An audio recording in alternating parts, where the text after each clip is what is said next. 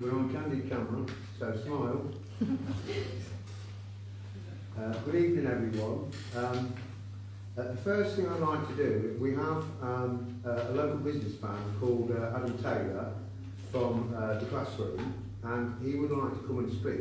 However, he won't be here until later on, so I'd like to, which I understand is my prerogative, to change the public right to speak to the last item on the agenda. Okay. So, apologies for absence. Yeah, thank you, Chairman. So we have apologies from Councillor Crowell, he's at the Parish Council, Councillor Linda Wright, she's at Planning District Council, Councillor Green has a work commitment, Councillor Dabrow a travel commitment, Councillor Malinia a travel commitment, and Councillor Scott a work commitment. We're going to put the microphones on, please. Yeah. Yeah. Oh, okay, sorry. Sorry. Thanks.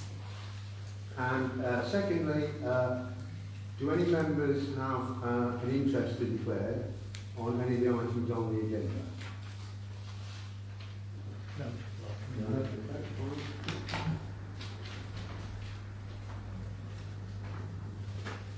So I'd like to receive, I'd like the members to receive 3 sets of minutes. The first are the annual town meeting, which was held on the 23rd of May. Yeah, sorry, found a tiny error on it. Under where it says TDC KCC Council Reports, Councillor Scott is listed as the ward councillor. Oh, He's only a ward councillor, which you should know. so that councillors' reports. And that was on the 23rd of May. Yeah. Okay, all right. Yeah, he's only an A, not a D. Oh, all right. Then we'll forgive that, I think. As long as you're the ward councillor. Well, one of them. Yeah, one.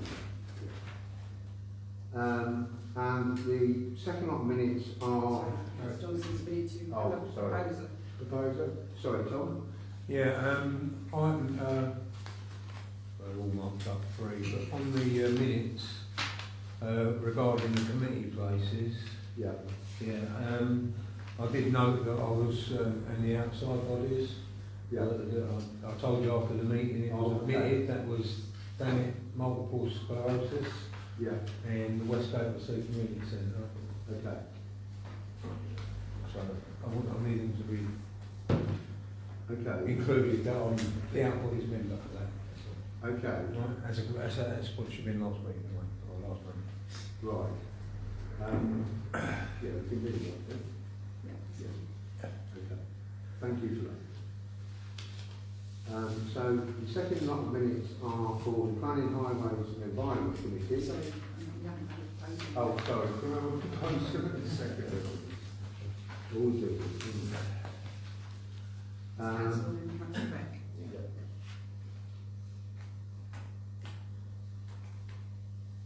Councillor Deal, Another one, please. yeah. Thank you very much. And the second lot of minutes, so Planning, Highways and Environment, which was held on the 14th of March. Can I have a proposal? And the second one? Yeah. And all in favour?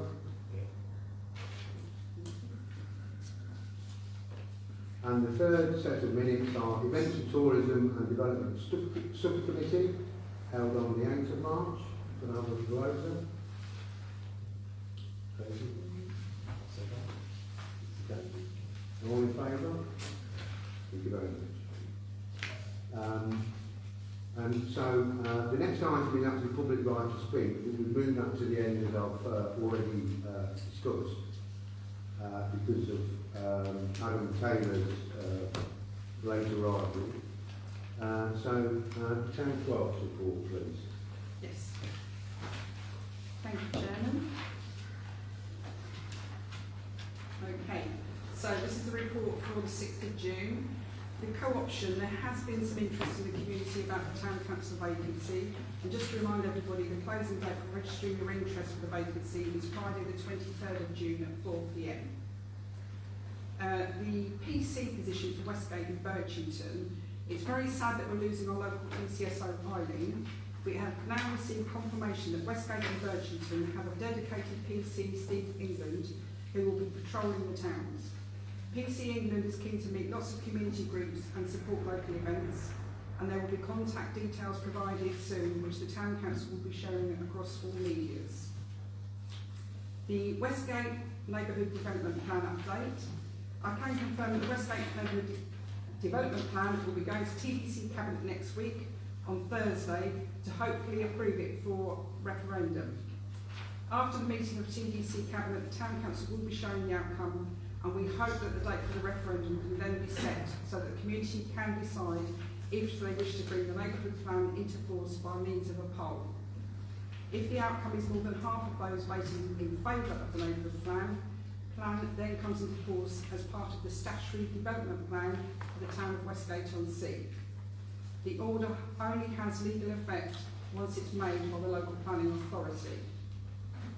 The Skate Skills event. Thank you to all those who supported the recent Skate Skills event last week on Thursday the 1st of June. The event was a tremendous success, and special thanks to Scorcher Skate School and Kane for the fantastic coaching, patience and encouragement for all the young people who participated. Thank you also to our KCC member Councillor Crowbrown for the funding support. Thanks to the co-op pioneer Tom for providing snacks and water, and to Vic, our groundsman, for ensuring the facilities were all ready for the event. Thank you also to Chloe for organising the event, and also to Emma for media support. You are a star. Thanks also to the agencies who came along to show support, Jason, our warden, and Eileen, our PCSO. Just some stats to share from Facebook for you about this event. So the skate review post reached at least 5,000 people and had a great engagement rate of people viewing the picture album. The two 10-second video clips have been viewed around 4,000 times, and the one live setup clip was viewed around 1,000 times within the first hour. DFib and CPR training. So the latest training event took place at the fire station in Westgate on Monday the 5th of June. And please do remember that this is taking place on a regular basis. And if you want to attend a future free session, please do contact the Town Council office. Kent Police have an invitation just out today. They're inviting residents to help share policing to benefit the local community. They're forming a local independent advisory group. They want people to volunteer, to a diverse team of volunteers as well, to act as a critical friend to Kent Police and give advice on cultural matters. Also provide a view on police procedures and give post-incident advice. Also provide advice on policy development and support local police at community events. They're holding a virtual discovery event, so you can find out more about this on Wednesday the 14th of June, and that's 5 p.m. till 6 p.m. You do need to register, and the details will be here at the Town Council office if you want the details. Thank you, Chairman. Okay, thank you very much for that. I think it's fantastic that the neighbourhood development plan has kind of reached the end of its journey. I mean, it's been 7 or 8 year development programme, which is quite a marathon. And also the skate skills event was absolutely brilliant. It's amazing how we have utilised our asset, which is the Limited Road recreation ground. And every time we have a skate jam day, it's more and more busy and really appreciated by the local people of the area. So well done. So county and Fanning District Ward Councillors report. Thank you, Chairman. So Councillor Crowbrown sent his apologies for this evening, our KCC member, but he does have a short report for me to share with you. He was very pleased to hear the Skate Jam event last week went very well, and is grateful for Chloe email on behalf of the Events and Tourism Committee, thanking him for funding some of the event and his members' allowance.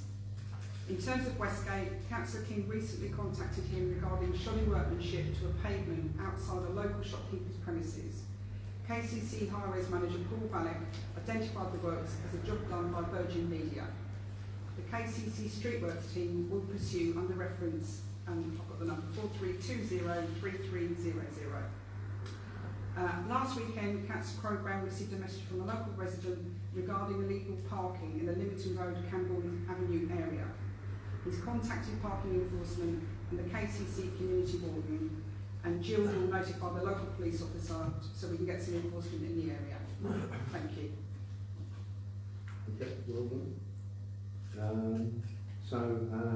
Thanet District Ward Councillors. Now I'm newly elected Thanet TDC Councillor.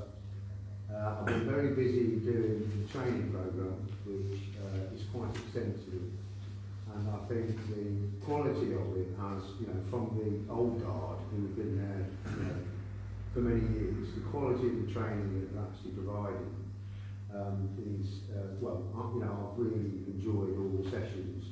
There are about 20 sessions, and I'm going to do the whole lot because it benefits, not only as a TDC councillor, but the greatest benefit will be to the work that I'm doing in Westgate. And of course, as a Westgate TDC councillor, my focus is in Westgate as opposed to the rest of Thanet. So with the town council, so the two things complement each other. The other thing is, which I discovered yesterday evening, is that there's been a lot of talk about constituency change,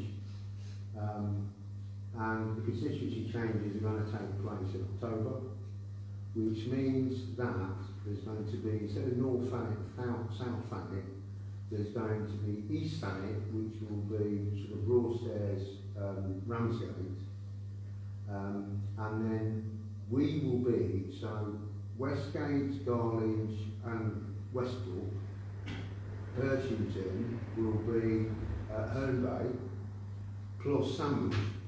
So that's our constituency. So it's pretty splattered all over, all over East Kent.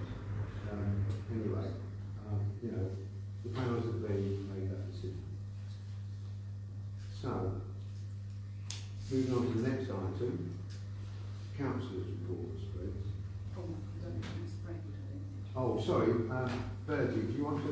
Sorry. Yeah, I'll say brief words. Yeah, yes, please. So, for those of you who don't know me, I'm Bertie Braidwood. I'm District Councillor for Westgate. Have been for the past 8 years, and I look forward to working with you all, hopefully for the next 4 years. I'll start with some alleyway lighting. So, around 6 months ago, I was contacted by a number of residents as to why the alleyway lighting was non-existent between Ursuline and Kemplebirds. It runs from Canterbury Road all the way up to Ursuline Drive, around 9 or 10 lampposts. At the time of my inquiry, this coincided with TDC embarking on replacing all the old street lights with new LED lights. Once this rollout happened, only 2 or 3 lights had actually been replaced. The reason being is the remaining lights had a supply issue, which only UK Power Networks could resolve. Anyone that has worked with UK Power Networks before knows that they only work at their own pace, and all you can do is keep banging the drum, which is obviously what sort of I did. About 3 weeks ago, all these lights were sort of now turned on, barring one, which again is waiting on UK Power Networks, but that was about 2 weeks ago, so it may have been resolved by now, but if not, it's sort of imminent. And then all them lights will be replaced, which I think will be the first time I've ever known it to have happened, so which is good. Secondly, talk about commercial waste collections. I think end of April, TDC ceased all commercial waste collections in Thanet, which obviously meant restaurants, other premises had to find alternative waste collections if they hadn't already done so. Taj Mahal restaurant owner, Ahmed Babul, he contacted me because he was very concerned. Those of you that do know him knows he speaks very broken English, so we found this task very difficult. We ended up getting it resolved. We contacted a company called Core Waste Management, which offered really competitive rates, and they're going to start collecting his bins from Friday. There is a number of other casework which I'm involved in, but none of them have been concluded yet. So I'll wait until next month for news on them. And that's pretty much it, really. My surgeries are held on the second Saturday of every month at Westgate Library, 10 to 11. No appointment needed. So I'll be there. Okay, super. Thank you very much. It's very good about the highway because our local transport committee has been looking at that as part of the solution to the cutback in the 35 bus, so that people from the limited Linksfield estate have access to Canterbury Road and therefore can use the 8, the 8A and the 34 buses. So they're back on the sort of bus network. I know Babul very well. I've been years. He is a bit of a character. And in terms of the surgeries, I was asked by Matt Scott if I'd like to join both you and him at the surgeries as a sort of three-way, councillors working together for the benefit of people of Westgate. Yeah. And I accepted that offer, so I'd be delighted to do that. Okay. Great that you've accepted the offer, but I don't actually hold my surgeries with Matt. Mine are the second Saturday of every month, and they are just my surgeries. Oh, okay. So Matt hasn't spoken to me about it yet. Oh, okay. Well, management is communication, and what I suggested was that we could actually use this office here to hold the surgery. So we'll have to rethink that. Yeah, so I have held surgeries over at the premises over the road. But yeah, I do like operating them over the south of Westgate. So I feel sometimes they're almost forgotten about. So I quite like holding them over the south because to me it sort of gives a wider reach to people. But yeah, look, it's the first time you've mentioned it, so I'm open to discussion and we'll go from there. Yeah, okay. I'm sure we'll work something out. Okay. Okay, thanks. Okay, thank you very much for that. So the next four items refer to the AGAR, which is the annual... council report. Oh, sorry, beg your pardon. I'm running ahead. Council report, so 10 council reports, please. Tom? You go first, please.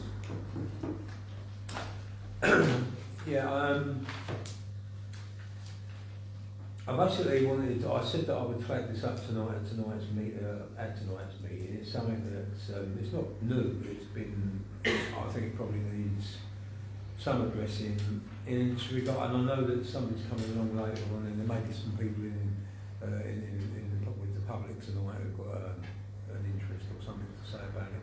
I assume that will be covered later, so I don't want to cover it twice. But anyway, I'll mention it anyway. The sign in West Bay, which is headed villages, and everything on it is appertaining to basically everywhere but Westgate. It advertises Margate, Ramsgate, Broadstairs, but nothing about Westgate. And even the sign itself doesn't mention Westgate. So it's probably about the right time is to talk to TDC and have the sign updated and made more apparent. And basically this is something being in West Bay itself, or in Westgate, wherever it may be, whether it's West Bay or St Mildred's Bay. And our sign should be loaded with Westgate information, because that's what they are, the tourist boards for us.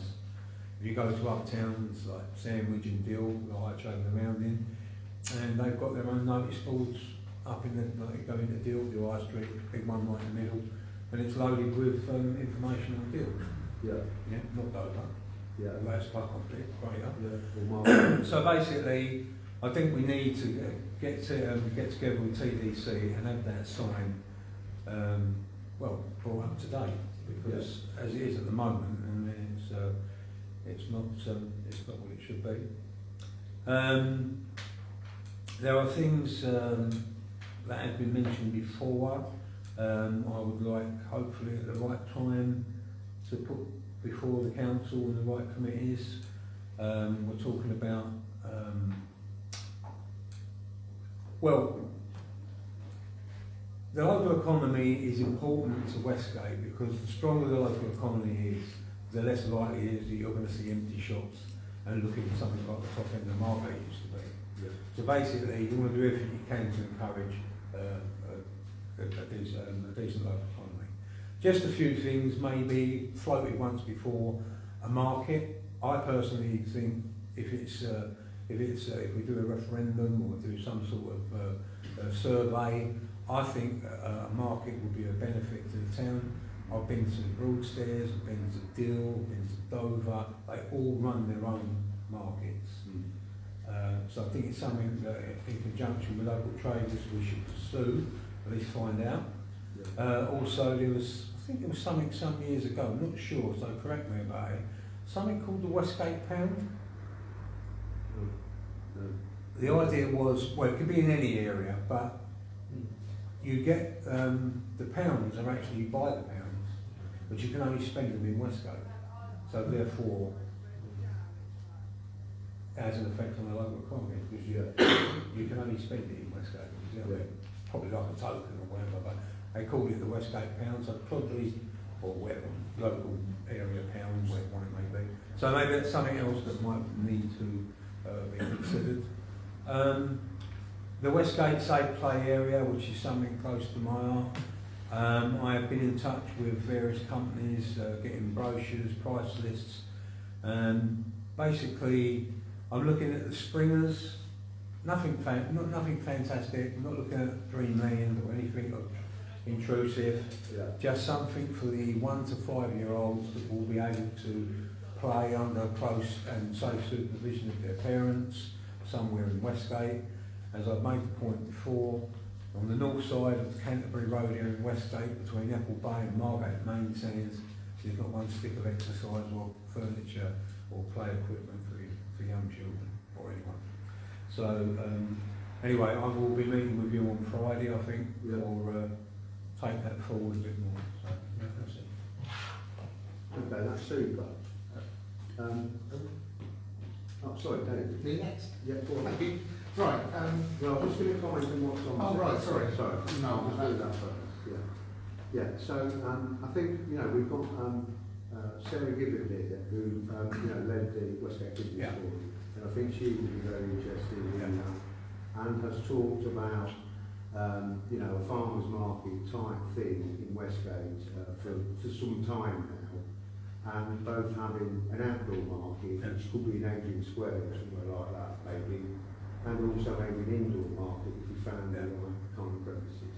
So that's something there. And in terms of the play area, I did actually speak about this morning to Adrian Bell and Ian Livingston, who are the officers in charge of planning through TDC. And they've given me some guidance in terms of requirements of consultation, and which we will do once we've got your concept document into shape, and it will form part of the planning application for a play area and maybe a gymnasium as well. Maybe right. So we're still designing this. And I look forward to our meeting.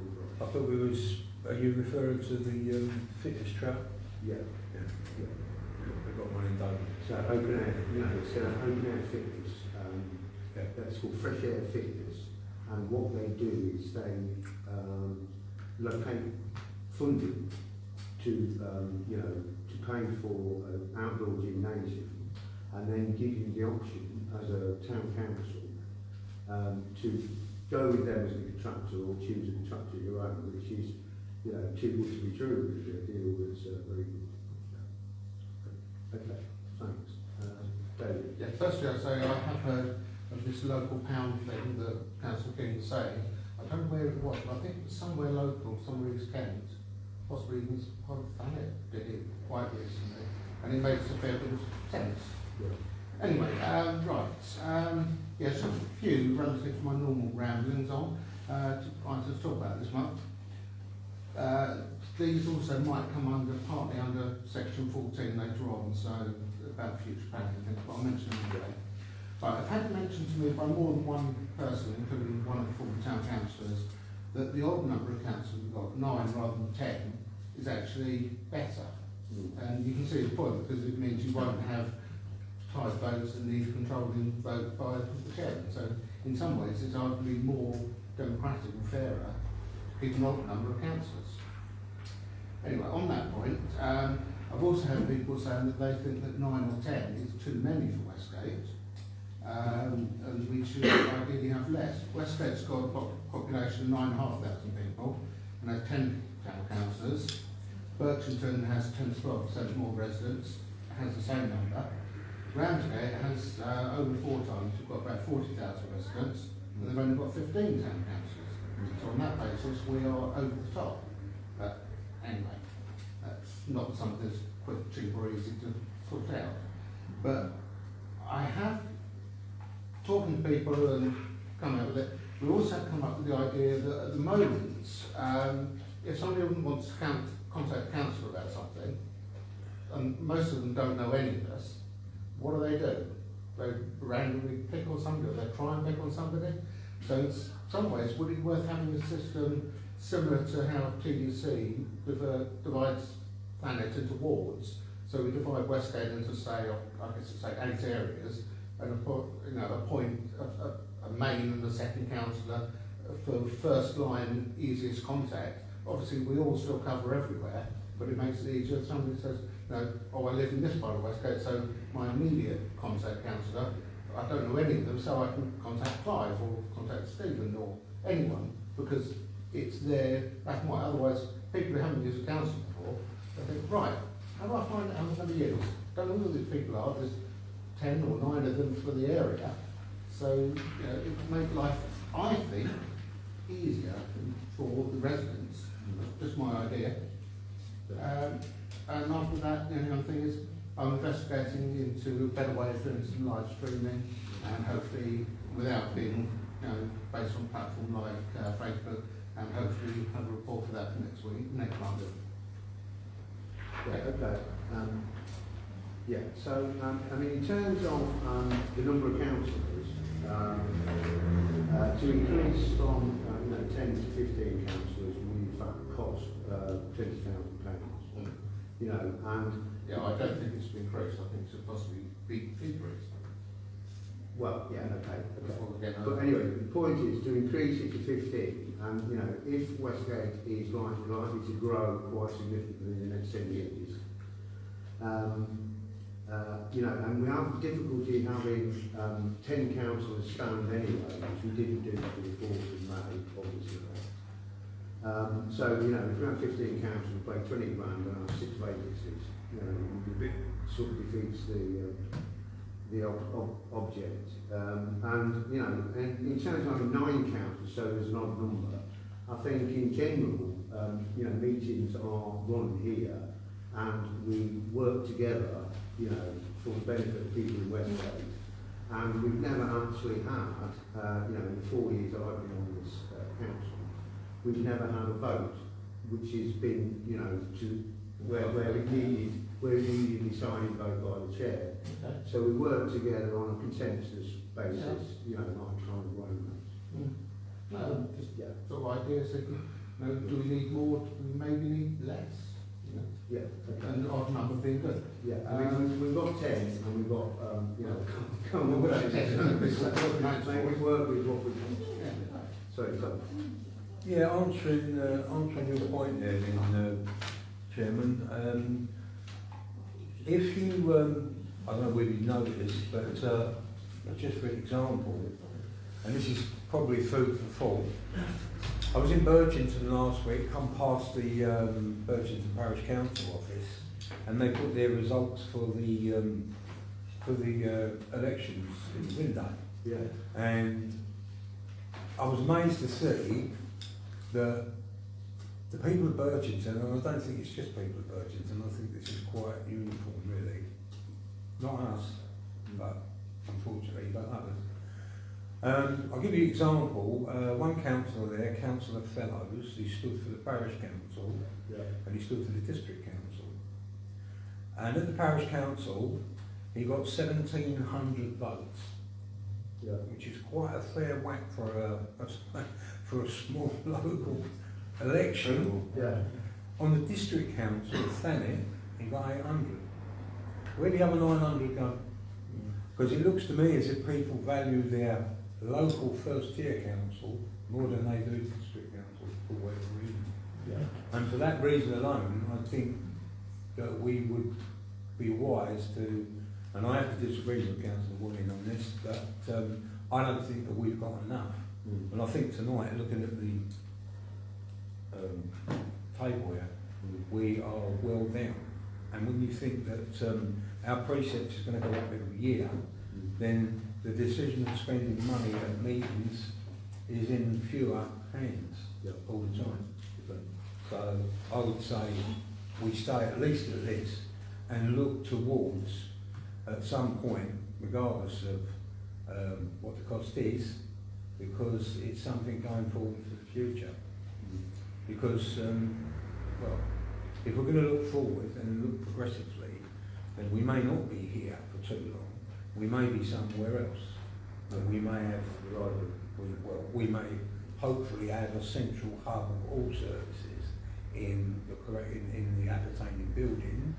And but we spoke about this, and it's food for thought. But that's what you've got to look at in a forward plan. So I would say that certainly no more than what we got, and you know, I think it's more democratic with more members. Yes. Okay.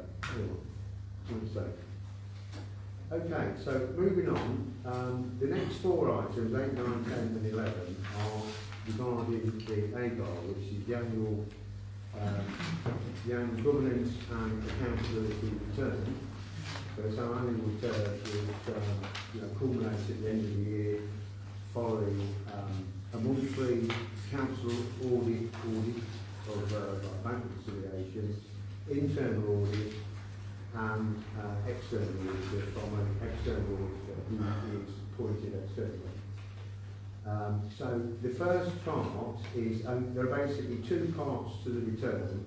There's the governance statement and the accounting statement. So thus annual governance and accounting return.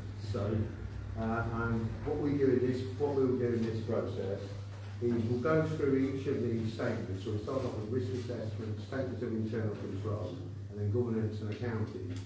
And then the chair, which is me, and Jill will then actually sign off the governance and accounting statements. We'll do that this evening. So there's a bit of a process here.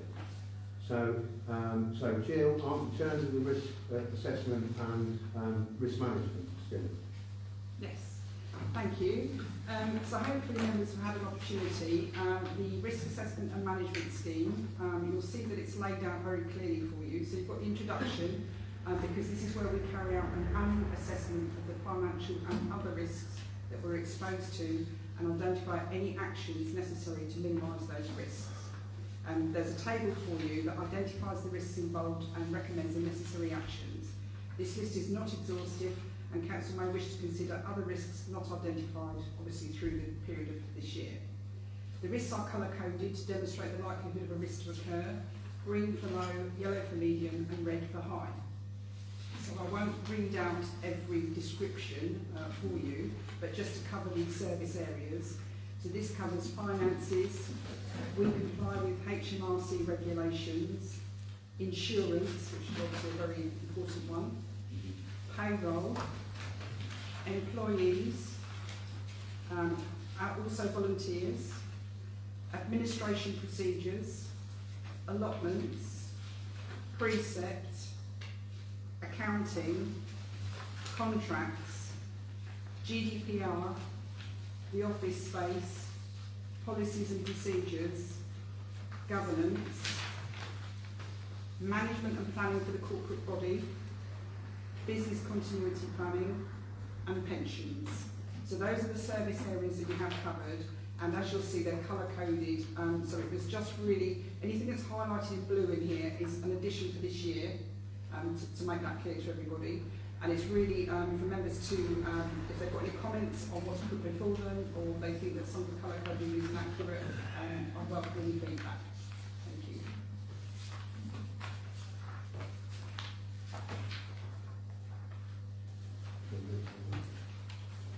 It's HR. Yeah, no, sure.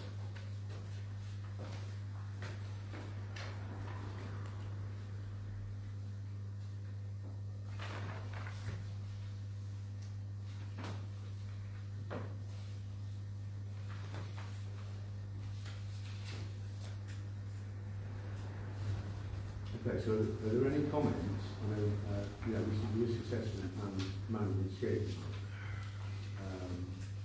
So, Yeah, I mean, the only red item was the pension one, and I've raised it separately with Jim, but I'm still not quite clear why it's red. I'm happy, I mean, this would be really a Human Resources Committee item. Why? But what I can tell you is that in 2018, when this council adopted the local government pension scheme, Yeah. the resolution at the time was that the pension scheme would be closed scheme, so it will not be open to anybody else in the But there is employment of the town So council. there is a new scheme open for new employees since 2018 that are eligible to join. Yeah, I don't so see why it's a risk when there is a pension scheme available for them. the risk is that if the employee that's covered under this pension scheme currently leaves the employment of the town council, then there could be some liability for the town council, which you cannot insure against. But I'm happy to have this conversation with the Human Resources Committee, because I think that's where it should be dealt with. Okay. yeah, so that's actually going to be referred to the next Human Resources Committee meeting, Yeah. and we can just focus on that. Okay. So, in terms of this risk assessment, I'll put forward a motion that we receive it and accept it. I'll put it forward, and David will already second it. And if we have a vote on that, please. Thank you. So the next document is a statement of internal control. Yep. Yeah, okay, so should, yeah. Thank you, Chairman. Yes, so this is the second part of the governance review. So this is the statement of internal control for the year ended 31st of March 2023. So you see before you in sections the scope of responsibility. The Town Council is responsible for ensuring that its business is conducted in accordance with the law and proper standards, that public money is safeguarded and properly accounted for and used economically, efficiently and effectively. In discharging the overall responsibility, the Council is also responsible for ensuring that there is a sound system of internal control, which includes the preparation of the accounting statements as required by Section 1 of the annual return, the annual governance statement and its 9 assertions. And those will be read later. It provides details of the methodology by which the Council affords itself protection in the day-to-day operation of its accounting procedures. And then goes on to tell you the purpose of the system of internal control. So this is designed to manage risk to a reasonable level rather than to eliminate all risk of failure to achieve policies, aims and objectives. It can therefore only provide reasonable and not absolute assurance of effectiveness. The system of internal control is based on an ongoing process designed to identify and prioritise the risks to the achievement of the Council's policies, aims and objectives, to evaluate the likelihood of those risks being realised and the impact should they be realised, and to manage them efficiently, effectively and economically. It goes on to say that we have a set of standing orders, financial regulations which set out our rules applicable at Council and committee meetings and carrying out Council's business. These two documents are reviewed on a regular basis, and it is annually, and they influence the systems of internal controls that are in place. Then it talks about the internal control environment, the fact that Council appoints a chairman, is responsible for the smooth running of meetings, and a qualified town clerk for ensuring that all council decisions are lawful. The council reviews its obligations and objectives and approves budgets for the following year at the December meeting, and the January meeting is where the council approves the level of precept for the following fiscal year. It then talks about responsibilities for the town clerk and responsible financial officer, which is me, and talks about me as the proper officer, which is the case. Then it talks about income, the fact that the income is received in banked in the council's name in a timely manner, and also then again about risk assessments and risk management, risk registers. So I won't read all that to you, but it talks about when all those things are in place for us. Also, we do appoint an independent internal auditor in accordance with the financial regulations, and this year it was Mr David Bucket, and he has already filed his report. So the external auditors now are Mazars LLP, that's new for this year, and they are independently appointed and submit an annual report and certificate of audit. This is presented to Council once they've examined the annual governance and accountability return that we'll be looking at later. The review of effectiveness, we have responsibility for conducting an annual review of the effectiveness of the system of internal control, and that's what we're doing this evening. So I won't read any more of that. I think it does go into quite a lot of detail, but what we need this evening is a decision from members to agree this statement of internal control, and then it is for the chairman and me as the town clerk to sign if it's agreed. Thank you. So any comments? Just a quick question, Jill. I mean, I presume it's David Bucket, not Bouquet. Yes, it's Bucket. Yeah. Okay, but I'm assuming at some stage the finance committee, once they have their first meeting or series of meetings, will then reappoint a replacement for David, knowing that he's retiring at some stage. Yes, but that will be necessary, and obviously we do have quite a number of months until we need to worry about it, but it will be on the agenda. Sooner rather than later. Okay, thank you. Okay, that's super. So I will propose that I'll put forward a motion that we accept this statement of internal control. Second. 5 seconds. And all in favour, please? Thank you. Yeah. So we have to sign this. Yes, please. So you're first. That's blue. Is that all right? That's fine.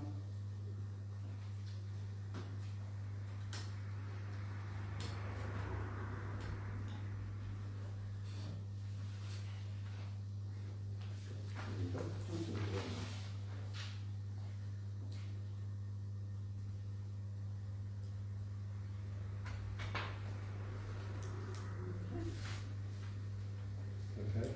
So the third item then is the annual governance statement. There are a list of areas here where, I've been through, you see the list of areas there.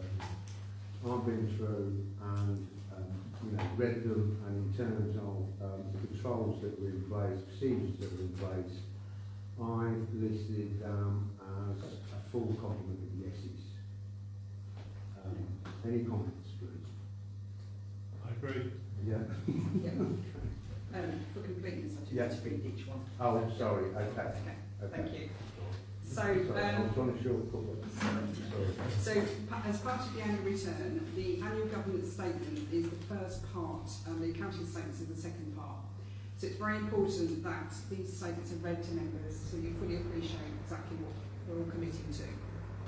So we acknowledge, as the members of Westgate-on-Sea Town Council, our responsibility for ensuring that there is a sound system of internal control, which we just agreed, including arrangements for the preparation of the accounting and statements.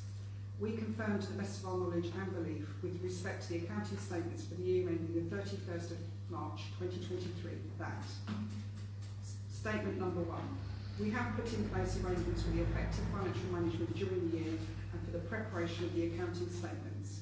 Saying yes to this means the authority has prepared its accounting statements in accordance with the accounts and audit regulations. Statement 2. We maintained an adequate system of internal control, including measures designed to prevent and detect fraud and corruption, and reviewed its effectiveness. Saying yes to this statement means this authority made proper arrangements and accepted responsibility for safeguarding public money and resources in its charge. Statement number 3. We took all reasonable steps to assure ourselves that there are no matters of actual or potential non-compliance with laws, regulations and proper practices that could have a significant financial effect on the ability of this authority to conduct its business or manage its finances.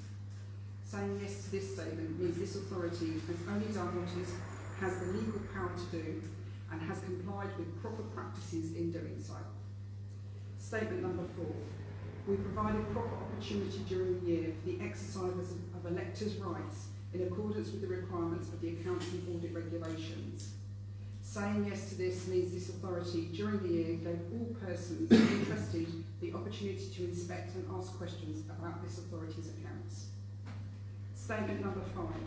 We carried out an assessment of the risks facing this authority and took appropriate steps to manage those risks, including the introduction of internal controls and or external insurance cover where required.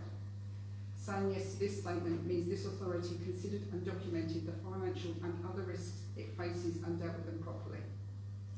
Statement number 6. We maintained throughout the year an adequate and effective system of internal audit of the accounting records and control systems. Yes to this statement means the authority arranged for a competent person, independent of the financial controls and procedures, to give an objective view on whether internal controls meet the needs of this smaller authority. Statement number 7. We took appropriate action on all matters raised in reports from internal and external audit. Yes to this statement means this authority responded to matters brought to its attention by internal and external audits. Statement number 8. We considered whether any litigation, liabilities or commitments, events or transactions occurring either during or after the year end have a financial impact on this authority and where appropriate have included them in the accounting statements. Saying yes to this statement means this authority disclosed everything it should have about its business activity during the year, including events taking place after the year end if relevant. Statement number 9 doesn't actually apply to Westgate-on-Sea Town Council because we don't have trust funds. Thank you, Chairman. Okay, that's it. Right. Sorry, Jimmy, to labour a point, but in number 7 says we took appropriate action on all matters raised in reports from internal and external audits, but we haven't had the external audit yet. That won't happen until the next 3 months. So we had it last year. So this is year This end. is the year. Yeah, 31st of March. So this is the year end for this financial year. Right. So we just had. It's Okay. just got. Yeah. And we've got the external report for that. Yes, it was in September and there was nothing, no matters Okay. raised. Thank you. All right, super. So, 100% yeses, apart from 9, which is irrelevant. So I propose that we adopt this annual governance statement. Second. That's right. All in favour? Thank you.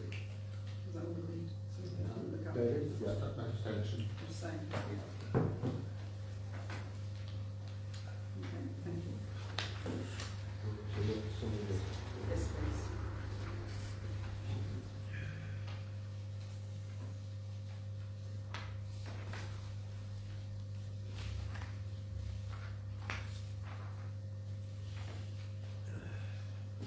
There you go. Thank you very much.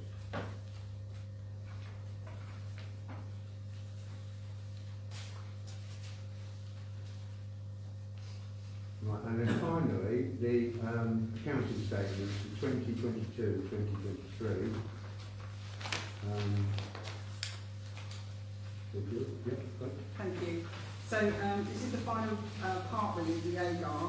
So obviously what's going to happen now is this annual governance annual return will be sent to the external auditors, Mazars LLP, and there will be a period of public inspection rights. I do have those dates to share with everybody. Okay, so the confirmation of the dates for the period for the exercise of public rights. So Westgate-on-Sea Town Council, on behalf of the school authority, the dates set for the period for the public rights are commencing on Monday the 12th of June and ends on Friday the 21st of July. So that means then during that period people can come to the office and inspect the finances if they want to. This will be made public on our website, it will be on our notice boards, and it will be in the window here as well. Sorry, so the accounting statements, I just wanted to cover that. You'll see this has all been obviously verified by our internal auditor, Mr. Bucket, and obviously on our finance system it's reconciled as well. So I won't read all the figures, but basically it's a table to show you the figures at year end 31st of March 2023, and it also shows you the previous year 31st of March 2022. And all those figures there are talk about our assets, the total value of cash and short-term investments, and we don't have any public loans, so there's no loans on here, and we don't have any borrowings currently, so that's zero on there as well. So this accounting statements has all been verified, and it's just this evening for members to consider. If they approve them, then obviously the chairman needs to sign it. I've already signed on the 12th of May, because that's when I have them all verified. Thank you. Okay. Any comments? Observations? No, no, yeah, so, Okay. yeah. So you're proposing Yeah. to adopt them? Thank you very much. Strong seconded. All in favour? Okay. And then I'll sign. Yes, please. Bottom line. Yeah. Thank you.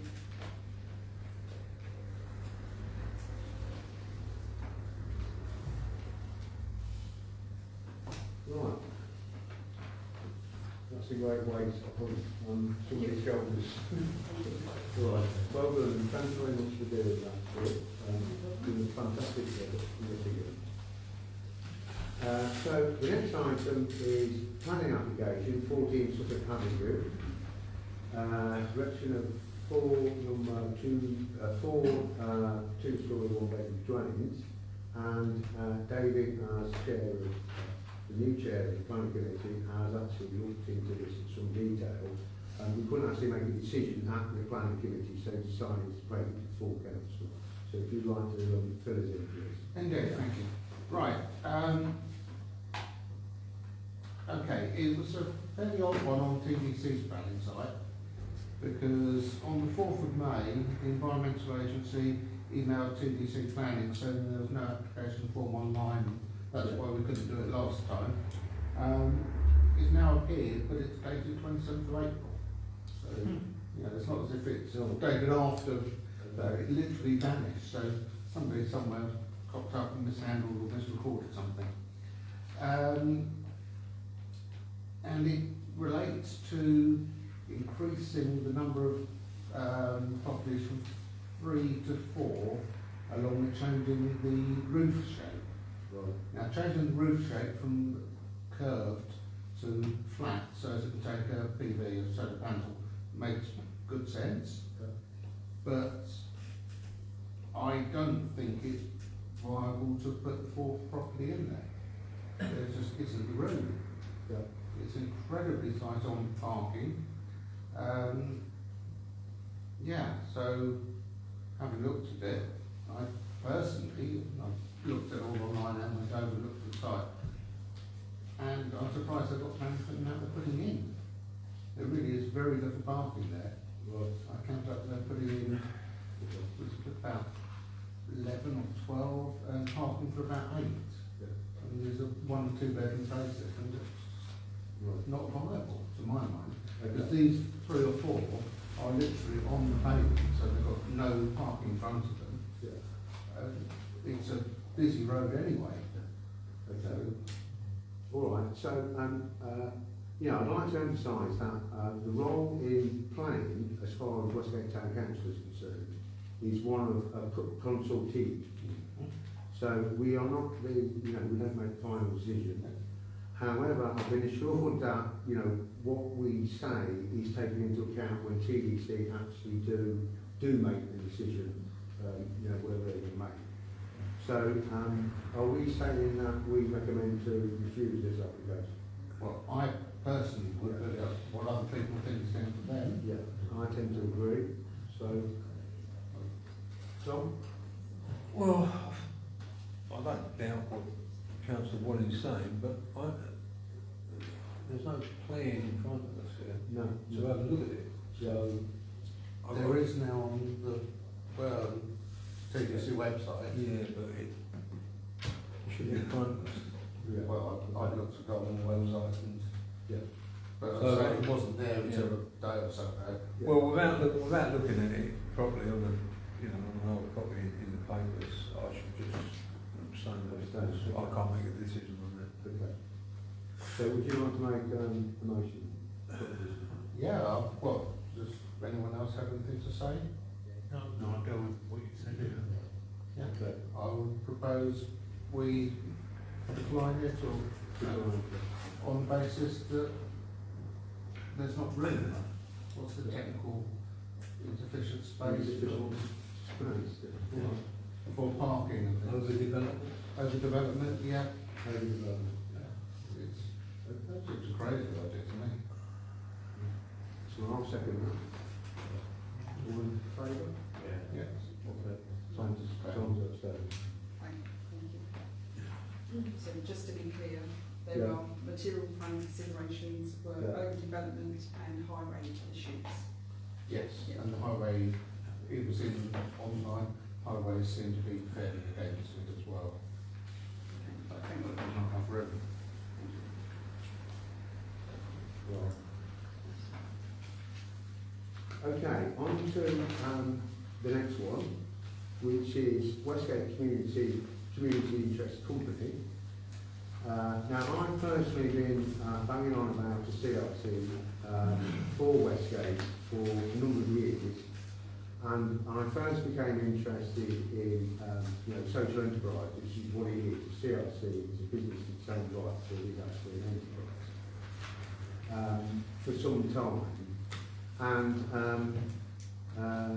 what the idea I came up with originally was before we took over the Leamington Road recreation ground, that we would have an arm's length organisation, which would be CIC, which would be called Westgate Community CIC, which would actually run the recreation ground. We had a sort of rethink of this, and we decided to keep the recreation ground in-house, and that the council would actually run it.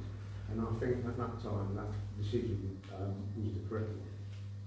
Now, what is going to come up, the next item is in fact the council's 4-year corporate strategy or forward plan.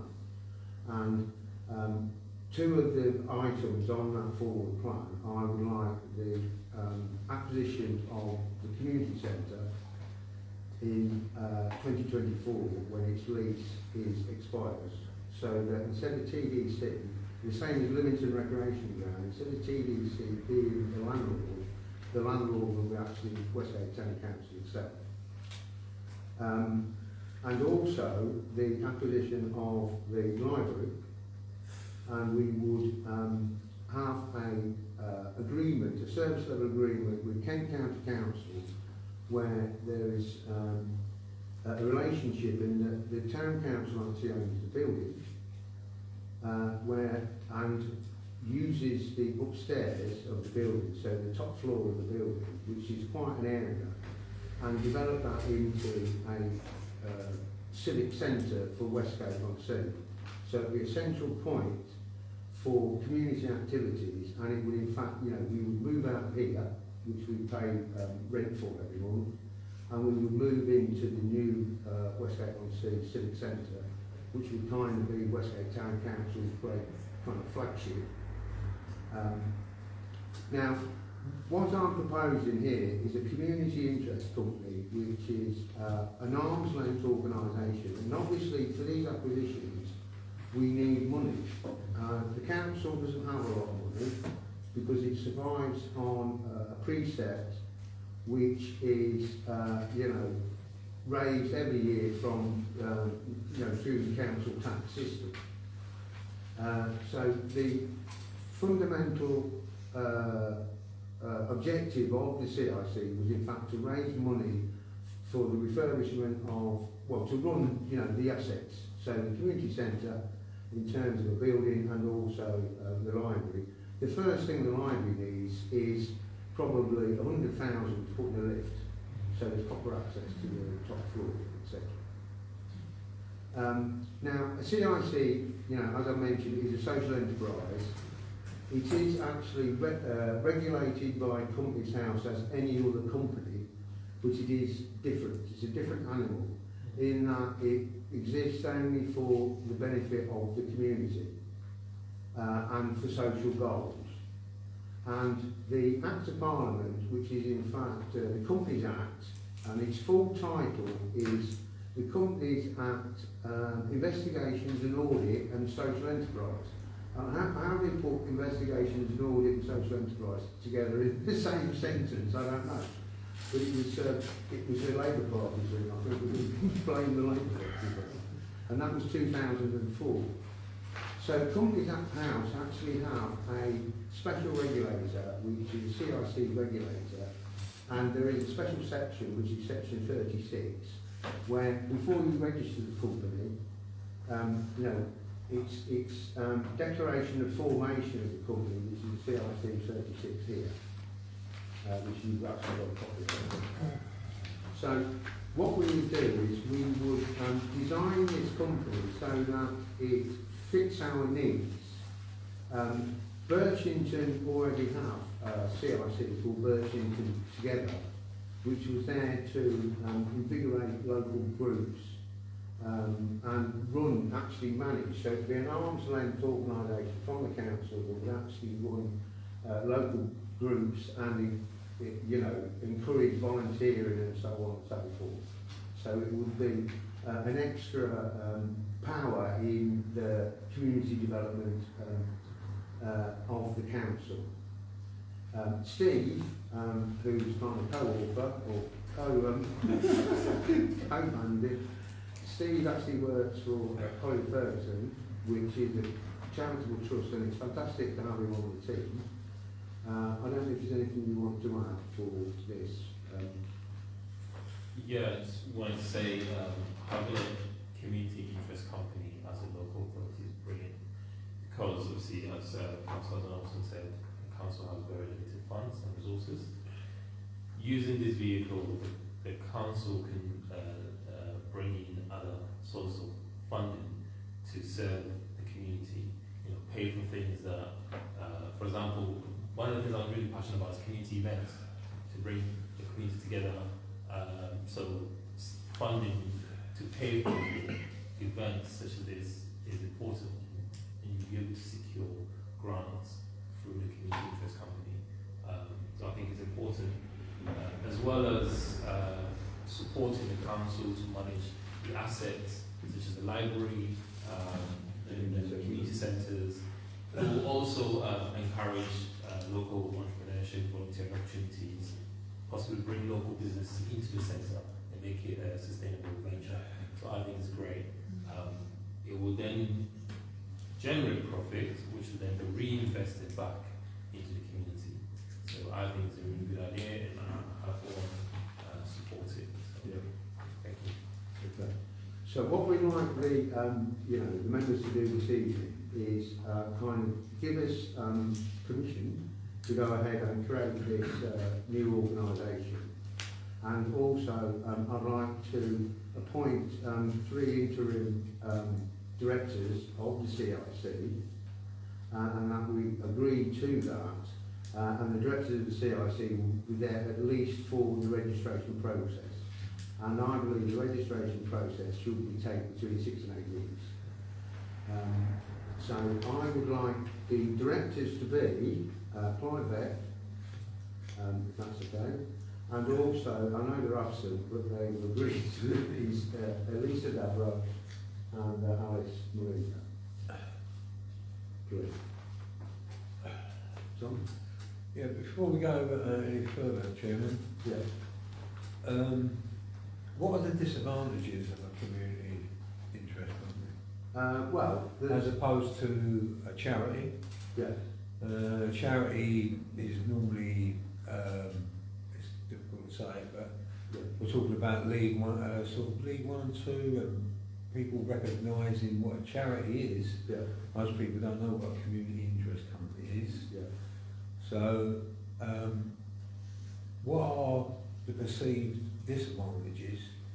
Because I know, I mean, I'm not pour the cold water on it, but No. we're going to go into it, so we need to look at what we're going into. Yeah. I'm getting a little bit confused when you're saying we're an arm's length management organisation and then using the council in the next breath. So Yeah. is it the council or is it an arm's length management organisation? Well, So, yeah. but you know, if you can, if I mean, I've done a bit of research on it and going through my papers, there are disadvantages as well. Obviously there are advantages. Yeah. So I'm saying basically charitable status Yeah. seems to be far more, or open more doors. Yeah. They tend to get better response to funding. Yeah. Anyway, so Yeah, okay. Yeah, I think one of the advantages, I think the disadvantages, is that CIC is relatively easy to set up. It has an asset lock by virtue of sections, I think it's sections 32, 30 through to 35. It has an asset lock, just like a charity has. So its assets can't be used for personal gain. If it is dissolved, the assets of the company would go to a likewise company, which is probably actually social enterprise Kent. And I think that's what we would put on the articles of association. Now, because it's easy to set up, it gets us started. So once you get something on the ground, it could convert into a charity or convert into a charitable status in the future. The other thing that we've spoken about is a community benefit society. Community benefit society is actually registered by the Financial Conduct Authority and is, you know, it's like the old Friends Societies used to be. It was an option. But, you know, the big advantage of the CIC is that it gets us started. You know, Birchington have one. Maybe it's about time Westgate have one anyway. And it allows us to get going and to experiment to some extent. And of course, the liability accepted, even though we're agreeing this, you know, it is an independent organisation in its own right, but it works with the council. And it fulfils the objectives of the council. Steve, your thoughts? Just one second. So when it comes to transfer of assets, having a community interest company is a much easier transaction between the council and a community interest company. So you consider community interest company as a tenant almost, or management organisation, as Council Donaldson said. Yeah. So even though it is an organisation, it's all right, the control of the organisation still is with the council. Does that make sense? So in terms of transfer of assets, it's a lot easier to manage. Whereas in terms of charity, transfer an asset from a local authority or local government authority to a charitable organisation, there are a lot of implications around that in terms of the value of the asset that you're transferring across and the transparency around that. Steve, can you say anything about the potential for grant applications to add to the funds or the coffers of the CIC as well? Yeah, I think this is one of the positive sort of advantages of that is CIC is a relatively new structure, as Council Donaldson said, but it is increasingly recognised by a lot of trusted foundations as a really sustainable way forward because it's allowed to make profit, it's allowed to function as a business. Over reliance on trusted foundations is one of the downfalls of charitable organisations or charities because they kind of restricted in the activities of generating profit or income. So having a community trust company means that you can access grants, but also you can make profit through the services, renting space out to local groups, hosting various events, providing other services. So I think it's a really useful vehicle to utilise. So if you raise money, is it taxable? No, it's not taxable because Because it's used for the community benefit. Yeah. So so it's not a personal income, which is normal. I It's no guess, corporation tax. so I guess the other concern is in terms of, we've talked about the numbers of councillors we have, and I just wondered how much will it increase in terms of the burden for us as a council, but also for Jill as well, in terms of presumably she will become a company secretary of the new company as well. So I'm just wondering No, she how won't, much no, she additional won't, burden. she won't. She won't, okay. So, But you you still know, the have company a will be secretary. self-sustaining in its own right, and we would have ambitions for the company, being successful enough, would raise money for, paid employees. So with a CIC, is it like a limited company where you need a secretary and one director? Or is it just need No, directors? it's slightly different. So you need 3 directors. But you don't need a secretary. Yes, and there'll be a secretary. Oh, There'll be a secretary. But it won't be done well. Yeah. Okay. But nowadays, since the 2006 Companies Act, the secretary is now called a PCS, which is PSC, which is a person of significant control, is the company secretary. And the 3 directors can't be related. So me and Alice can't be on one at the same time because she's mornings. So it is a business then? Yeah. It is a business. Yeah. Is there any shareholders? No. So there's no shareholders, there are members. So it's like a company limited by guarantee, which is membership based. So there's members of the company, there's no shareholders. And it's a business, but its objectives are purely for the social, for social and community development purposes. So it's in the social enterprise sector. So the social uses enterprise, it's a business. Yeah. So I propose we go ahead with it. I propose we develop it. Can I just make a point in before we do that, Chair? Okay. Yeah. Is everybody here actually clear on what we're getting into? Honestly. Not entirely. Not entirely, no. Now, I don't think it would be at this tonight, especially with lack of numbers, that we go forward with it tonight. And I think we ought to defer it until we've examined it a bit more and in more detail. Okay. That's my opinion. I'm afraid I do agree with that. I'm keen to go ahead, don't get me wrong, but I think anything that provides another source of income that can help facilitate what we want to achieve is great. But We're not pouring cold water on it, but it's a big step. there's 4 others that aren't here today, Yeah, right. and this is and like, 2 of those will be directors. this is the first tenuous step, isn't it? Yeah. There we So, go. whether there's a quick few slides that could just explain why we're doing the CIC, Yeah. why we're not doing the charity, what are the pros, what are the cons, and why it's a good idea. I just think 3 or 4 slides on that would be fantastic. Okay. I actually did to the Thanet Area Committee, which is the council committee, all the different, Moulton, Minster, Ramsgate. I did actually do a PowerPoint presentation to them on subject of social enterprise a few months ago. But don't get me wrong, Chair, I totally I'm supportive, but we're only half present today. Yeah, all right. And I Okay. think this is a big decision.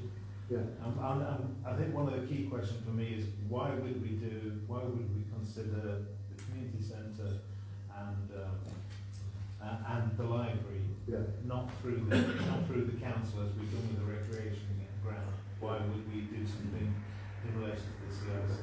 Because it just feels there is that disconnect, a slight disconnect that it only has 3 proposed directors as opposed to 9 others or 10. Yeah.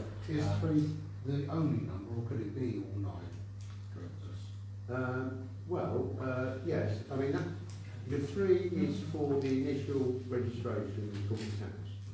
And then after that, we would then decide or the company itself would then decide if it wants to have more directors. And if there is a strong direction within the setup of the CIC to say yes, it is a CIC, yes, it is a separate entity, but the responsibility really for the management of it Yeah. is the council. I think that would just reassure Yeah. everybody here. Otherwise, it just looks as though three people are going off spending money, willy-nilly. And that, you know, I just don't want to give that impression as No, well. no. I mean, it obviously won't have any access to council monies because it is a distance. No, so it's I completely understand, but they different. will have access to the grants that they make.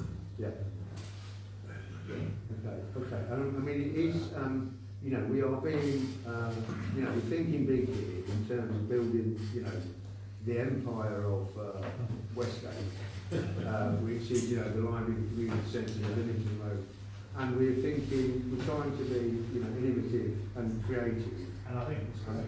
Yeah, so, you know, we've got the kind of all for doing stuff. I just think we need to take everybody and the council on that journey. Okay, I'll agree with that. Yeah. All right, okay, thank you all very much. So Councillor King proposed deferred. Yeah, deferred, yes. Yeah. Okay. You second? Yes, one second. Yeah, so if it's going to be a chunky item, I think it could be a chunky item on the next council meeting. Yeah, and, you know, and Steve and, you know, myself can prepare a PowerPoint. Yeah. I'll ask Steve to do that. No worries. He's probably got one up there. It'd be nice to get Alice to do the PowerPoint. All right. Yeah. So, anyway, the forward plan. So, Thank you. So those of you that have been here a while will remember that in February 2020, the first forward plan for Westgate-on-Sea Town Council was adopted. It did run for 4 years at the time. Obviously, with the elections now, new councillors here, but the plan does actually come to the end of its life anyway. So it is a really good opportunity for the new council to review what has happened in the last 4 years previously, and then form ideas for the next 4 years. So we've only got this as an example of what we produced in 2020, and obviously if that format, everyone has other ideas and what wants to feed into that, that's absolutely great.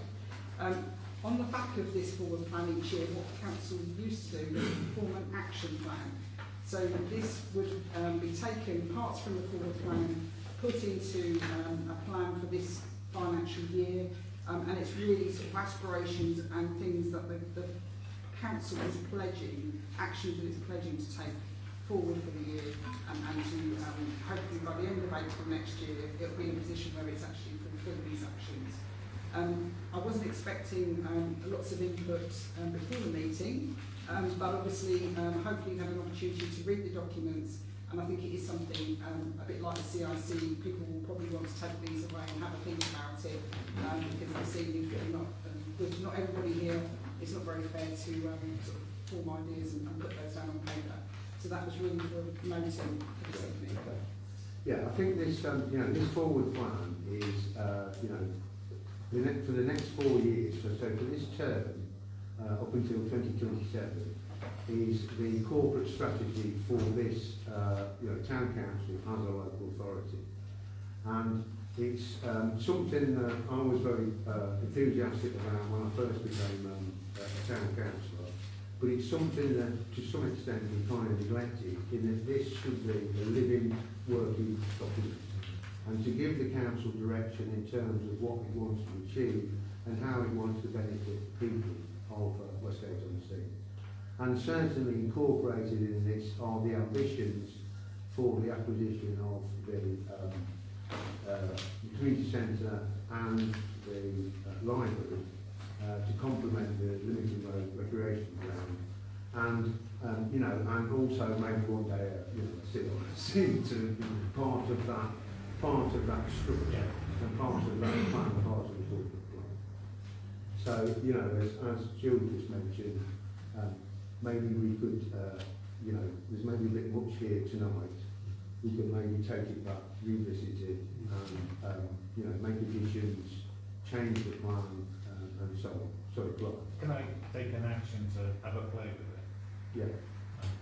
Try and lick it into shape a little bit, and I'll do something for the next meeting. Okay.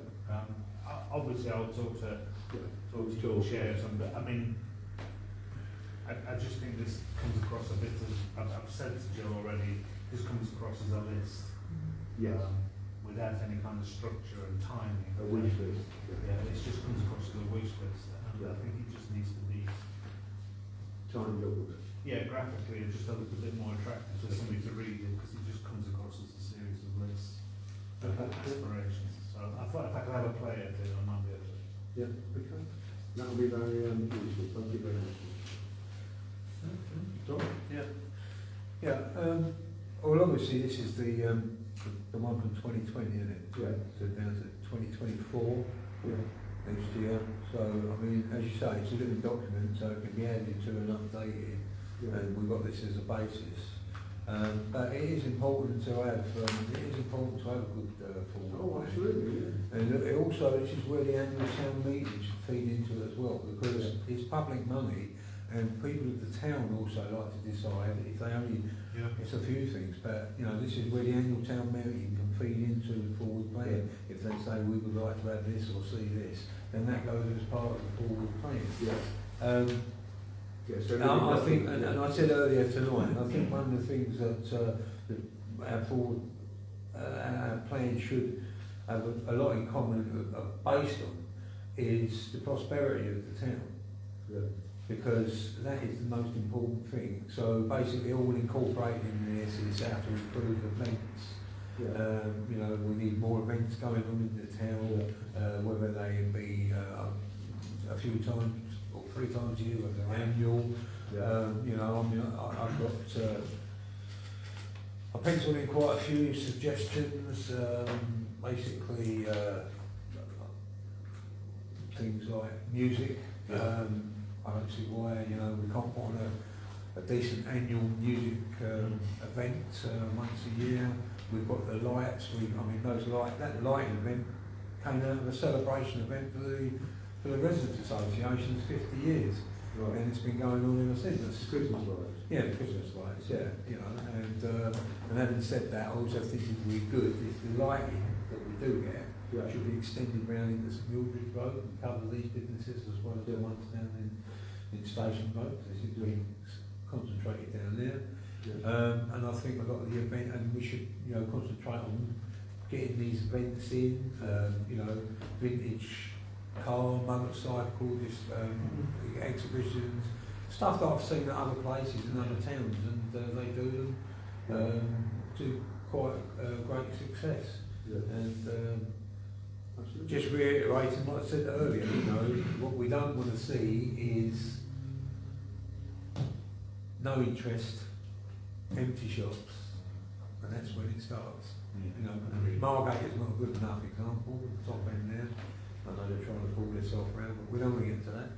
So, you know, it's if the local economy is good, the prosperity is good, it's good for the town. So let's have a good, progressive, forward plan. Absolutely.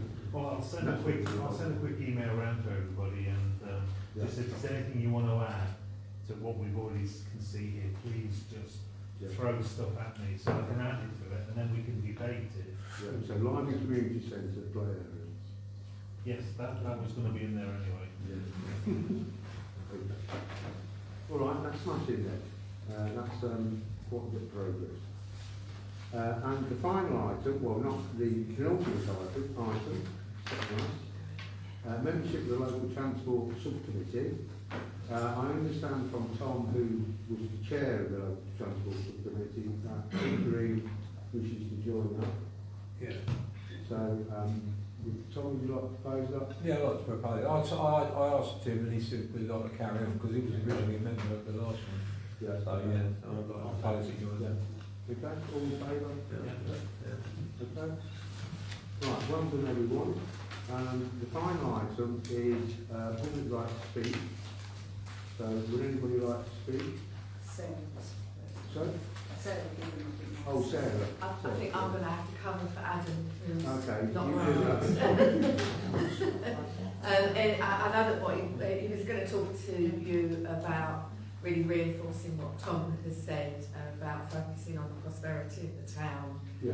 the economy, getting more visitors into the town, raising the town's profile, and focusing on things like the signage, the directional signage, the wayfinding signage, the tourism signage, and with my totally locally hat on, I'm also one of the Thanet Totally Locally champions, and some of us are having a meeting with the tourist office this week, Yeah. the Thanet tourist office, and signage is one of the things that we were going to raise. Yeah. So I suppose what we can do is maybe all start lobbying if we're all raising the same issues.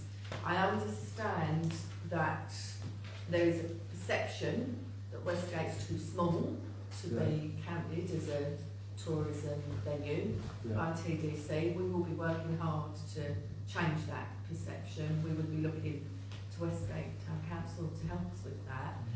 Also, I'd like to ask the forward plan. Yeah. Could you consult with the residents and the businesses as well and ask them what they would like to see? Yeah. Because there's some really great ideas in here, Yeah. which you may find some of us would volunteer to get involved with. Absolutely. Yeah. Well, I'm happy if you spread the word, and I mean, you've got my email address, or you can do it So via if you put something Jill. out on the Anything you social want to, media, anything you want to throw at it, please do. maybe the town magazine as well. I'd rather include everything, and then we filter Yeah. than they seem to exclude anything. Yeah, and if you give people a voice, they either speak up, or if they don't, then they'll have to not complain because they were given a voice. And bottom line, as David says, it's not fixed in stone. Once we've written it, it's a live document, so things will come, someone will go. Yeah, and there's some really great stuff in it, but we could just stand on it. I think. Yeah. More than happy. Yeah. So the other thing we need to do is revitalise the forum, the business forum. Yeah, the business forum. I mean, that's in limbo at the moment because we've not managed to find a chair. So if anyone's willing to find someone to step forward. We were talking about doing a CIC, but we struggled to get enough people willing to be the directors to do that. So it's all about getting people involved. Yeah, so that's a good example of where a CIC would really benefit Westgate. And the CIC then, because I wrote the CIC 36, it wasn't to benefit all the people at Westgate, it's to benefit people, or what I argue, because it's for the businesses, is to benefit a group of people at Westgate, and the regulator accepted that. So we've had a it's definitely worth revisiting. You just need to find some more people. Hopefully through the totally locally process that will come about. Yeah, okay. All right, that's nice of you. Okay, so, yes, please.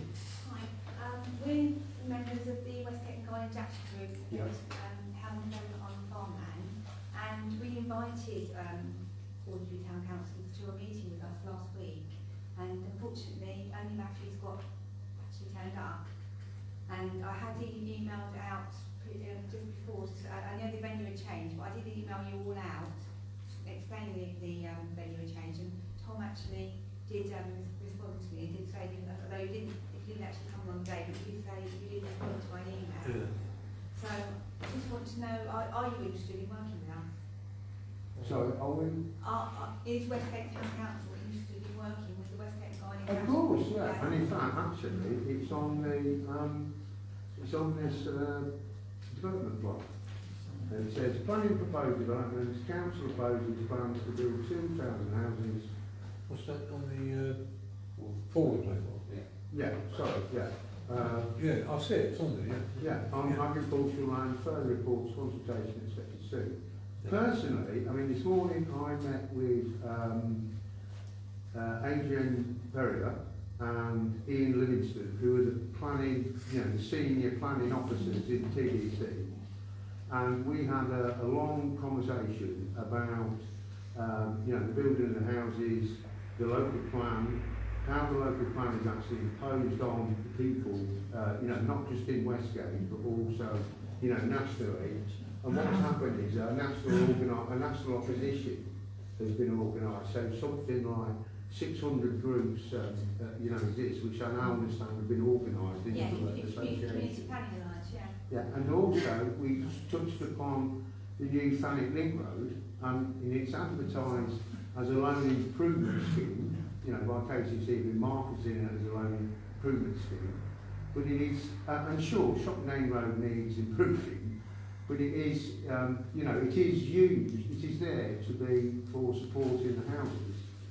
And the disgraceful thing is that sort of 106 come local infrastructure levy money, something between 12 million and 35 million, is coming out of, you know, sort of community assets, community building, to build this road. Yeah.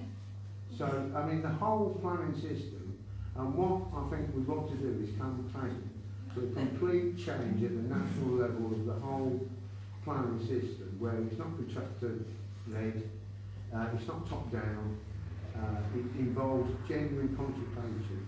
And, you know, these guys at Planning District Council, they agree, basically. Well, what, Neil? Sorry, Chair, I must say what I've got to say. At the Hustings, we all sat there and listened to everybody turn and saying how keen you are all to work with us. Yeah. Every one of you was invited by email to meet with us to discuss on the road.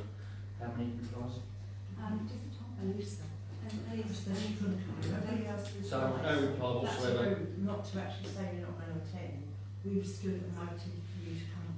So those actions, personally, doesn't look as though any of you want to work with us. Because not one of you replied to the email that invited you to a meeting with us, let alone to turn up, except loyal Matthew Scott. Okay. All right. Well, you know, I'm very sorry about that. I mean, I think, you know, it's definitely something that, you know, we want to, you know, work with the action group. I mean, the action group, you know, we've got an enormous amount of respect for it in that, you know, you are very active and you have, you know, achieved a great deal. And as part of the national movement, you changed, you know, made Michael Cove do a U-turn, you know, where he's issuing emails about new local infrastructure levy monies and so on. So we do want to work. But working together, communication is key. Yeah. So that's all we ask. That, you know, if we do invite you, it's to work together, not for us to sit at the bakehouse on our own with no one turning up with no notice given. Okay. And also there are things that you can help us with. At the moment, for example, some water companies aren't statutory consultees on applications. Well, we think that should change, and we want to lobby Michael Gove to do that. We want to see you guys do that as well. Yeah. So there's quite a few things that you can work with. You know, if you want to meet with us and discuss ways we can work together, we're open to that, aren't we? I'm sure this application is imminent, and if you said yourself earlier, Westgate is due to expand considerably. Well, we hope don't not. want it to. We hope not. The road is fast. It's all fast. So we would hope that we get some back, because otherwise we're just hitting head against the wall and we're doing this all on our own. And we're not doing it on our own just for ourselves, we're doing it for the town. So we'd like some support. Yeah, and you know, you're always welcome to come here and talk to us. Well, yeah, I mean, if perhaps put the bit with the other foot, if you want to arrange a meeting and invite us, we'll come. Yeah, okay. Okay. All right, thank you very much. So, I think that brings us to the end of tonight's meeting. So, thank you all very much for coming and all your efforts. Okay, so I'm calling that.